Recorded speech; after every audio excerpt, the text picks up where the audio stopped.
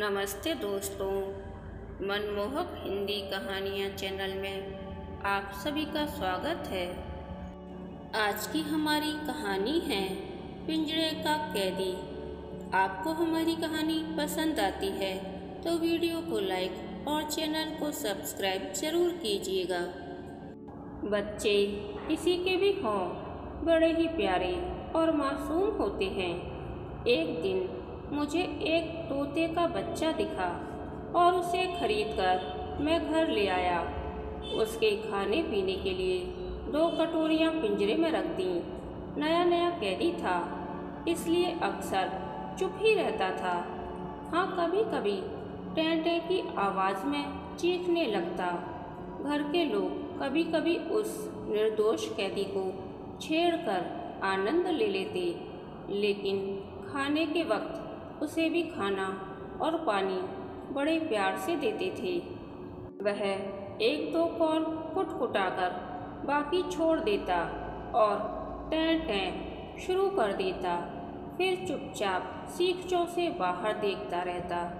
उसे रोज़ इंसानी भाषा बोलने का अभ्यास कराया जाता। पहले तो वह कहता था, जिससे उसकी समझ में न आने और आश्चर्य का भाव जाहिर होता, पर धीरे धीरे वह आम आम कहने लगा। और वह रोज के समय पर खाना या पानी न मिलने पर कटोरी मुंह से गिराकर संकेत भी करने लगा। फिर भी कभी कभी वह बड़ा उदास बैठा रहता और छेड़ने पर भी ऐसा प्रतिरोध करता जैसे चिंतन में बाधा पड़ने पर कोई मन का क्रोध जाहिर कर फिर से चिंतन में लीन हो जाता है। एक दिन तोतों का एक बड़ा झुंड हमारे आंगन के पेड़ों पर आकर बैठ गया। उनकी टेंटे से सारा आंगन गूंज उठा। मैंने देखा कि उनकी आवाज़ सुनते ही पिंजरे में मानो भूचाल आ गया। पंखों की निरंतर फड़फड़ाहट, टें टें की चीखों और चोंच के क्रुद्ध आघातों से वह पिंजरे के सीखचों को जैसे उखाड़ फेंकना चाहता था। उसके पंखों के टुकड़े हवा में बिखर रहे थे। चोंच लहूलुहान हो गई थी। फिर भी वह उस कैद से किसी तरह मुक्त होना चाहता था। झुंड के तोते भी उसे आवाज़ देकर प्रोत्साहित करते से लग रहे थे। झुंड के जाने के बाद उसका उफान कुछ शांत जरूर हो गया था, लेकिन छत विछत उस कैदी की आंखों में गुस्से की लाल धारियाँ बहुत देर तक दिखाई देती रहीं।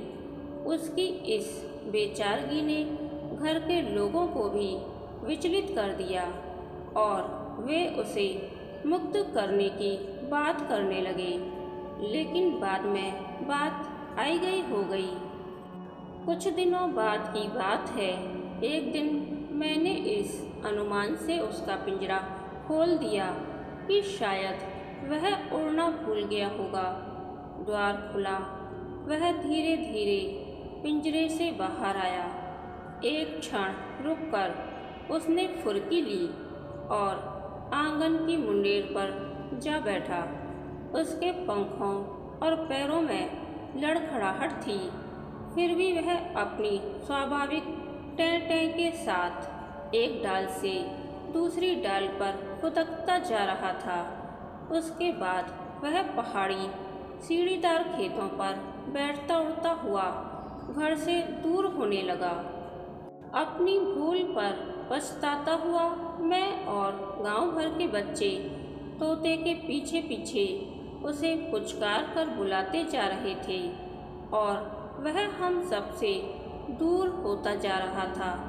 मैंने गौर किया कि उसकी उड़ान में और तोतों जैसी फुर्ती नहीं थी।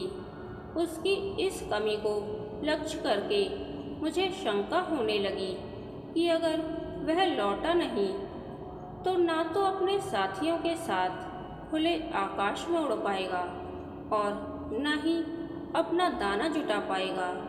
तोते को भी जैसे अपनी लड़खड़ाहट का एहसास हो चुका था।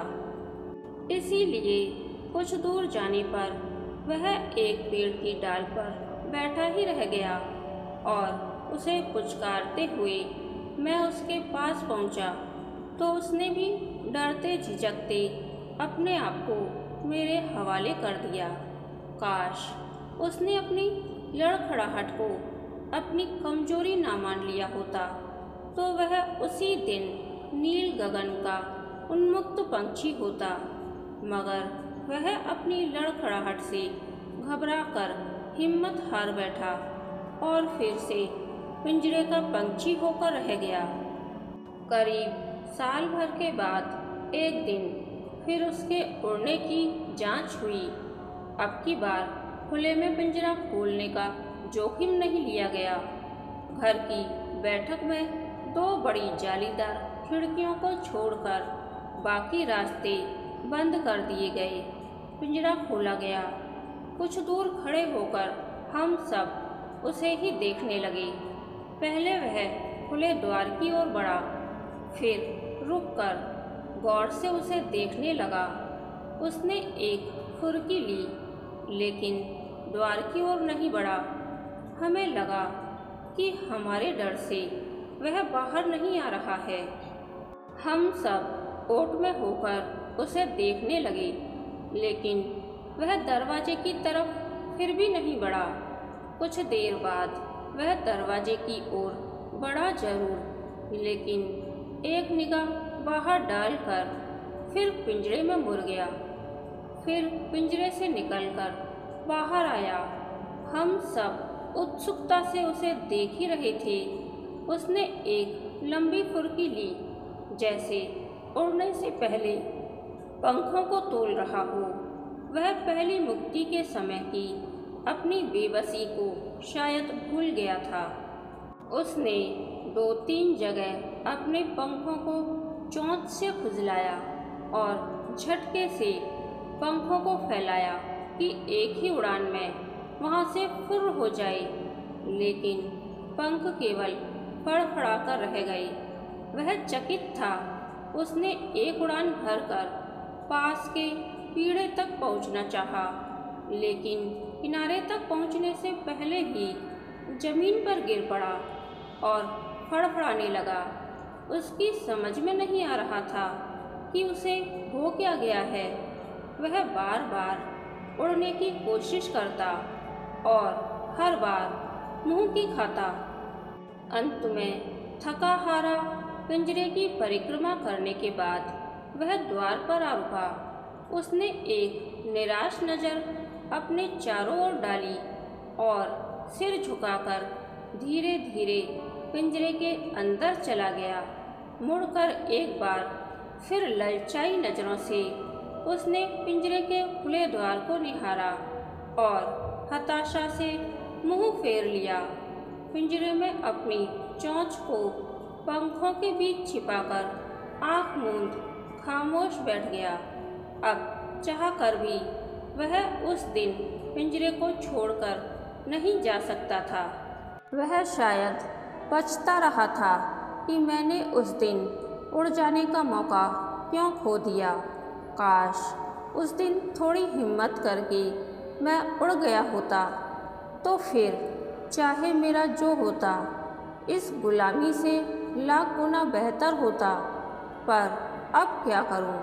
उसने मान लिया कि मुक्त उड़ान का, खुले आकाश का, बागों और खेतों की सैर का, प्रकृति की ममतामयी गोद का और नन्हे से अपने घोंसले का उसका सपना भी उसी की तरह इस पिंजरे में कैद होकर रह जाएगा और एक दिन शायद उसी के साथ दफन भी हो जाएगा।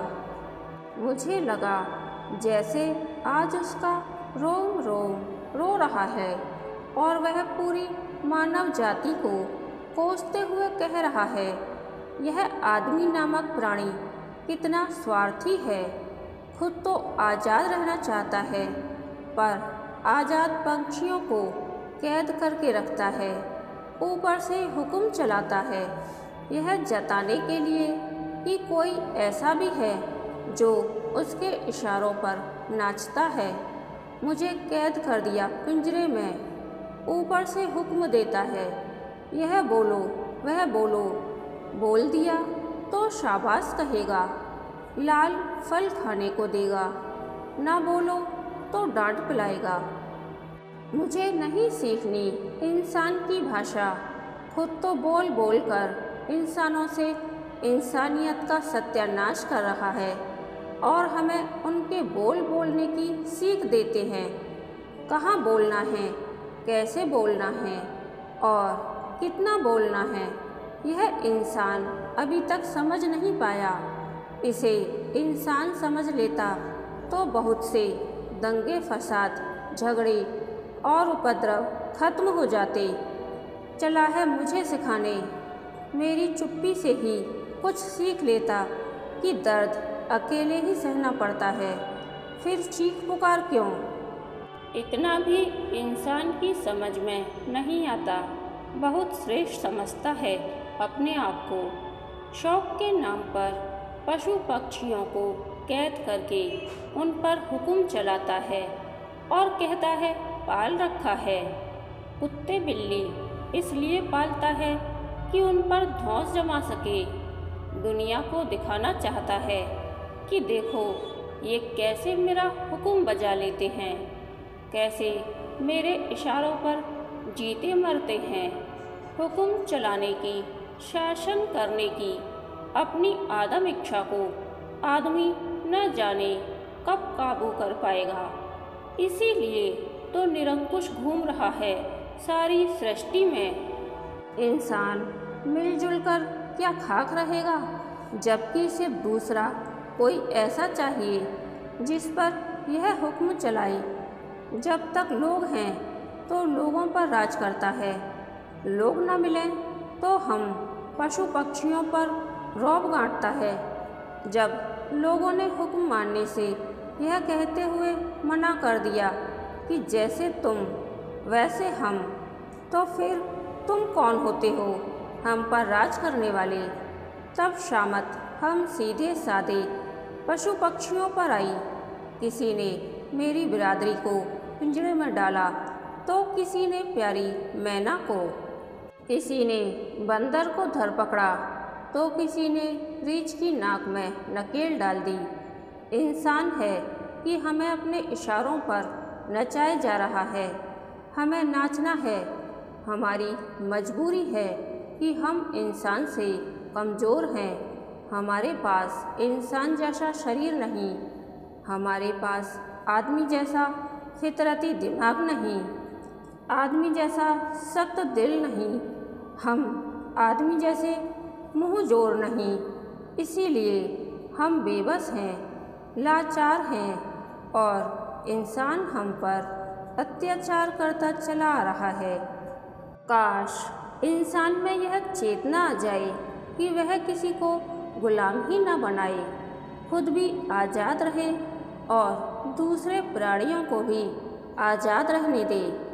जैसे जैसे ऐसा होता जाएगा वैसे वैसे यह दुनिया सुघड़ होती जाएगी, सुंदर होती जाएगी, सरस होती जाएगी। जब आदमी के ऊपर ना तो किसी का शासन होगा और न ही आदमी किसी पर शासन करेगा, तब उसकी समझ में आएगा कि आज़ाद रहने और आज़ाद रहने देने का आनंद क्या है, आज़ादी की खुशी क्या है, सुकून क्या है।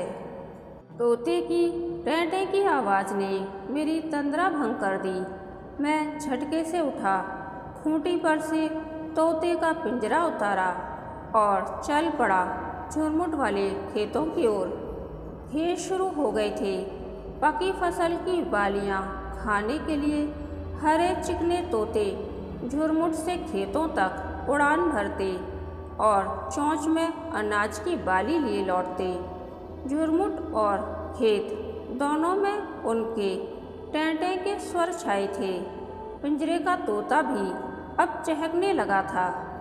मैं रुक गया और पिंजरे को अपने चेहरे के सामने ले आया और बिट्टू बिट्टू पुकारने लगा।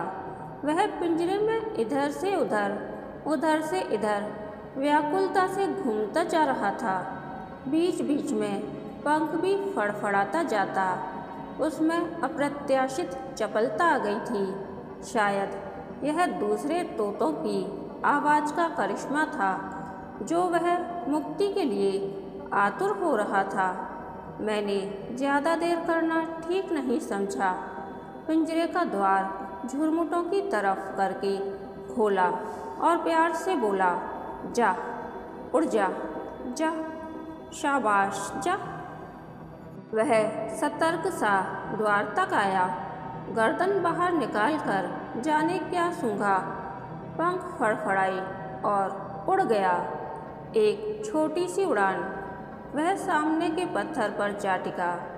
एक क्षण वहाँ रुककर पंख फड़फड़ाए और फिर उड़ान ली। यह उड़ान पहली उड़ान से कुछ लंबी थी। अब वह एक झाड़ी पर जा बैठा। उसके बाद उड़ा तो एक जवान पेड़ की लचकदार डाल पर जा बैठा। उसके बैठते ही डाल झूलने लगी। उसने एक दो झूले खाए और फिर यह जा वह जा तोतों के झुंड में शामिल हो गया। मैंने संतोष की सांस ली। लौटने लगा तो हाथ में खाली पिंजरे की तरफ ध्यान गया। एक पल पिंजरे को देखा और विचार कौंधा कि सारे खुराफात की जड़ तो यह पिंजरा ही है। यह रहेगा तो ना जाने कब किस पक्षी को कैद करने का लालच मन में आ जाए। मैंने घाटी की ओर एक सरसरी नज़र डाली और पिंजरे को टांगने वाले हुक से पकड़कर हाथ में तौलते हुए एक ही झटके से उसे घाटी की तरफ उछाल दिया। पहाड़ी ढलान पर शोर से लुढ़कता पिंजरा जल्दी ही मेरी आँखों से ओझल हो गया। घर लौटते समय मैं खुद को ऐसा हल्का महसूस कर रहा था जैसे मेरे भी पंख उगाए हों।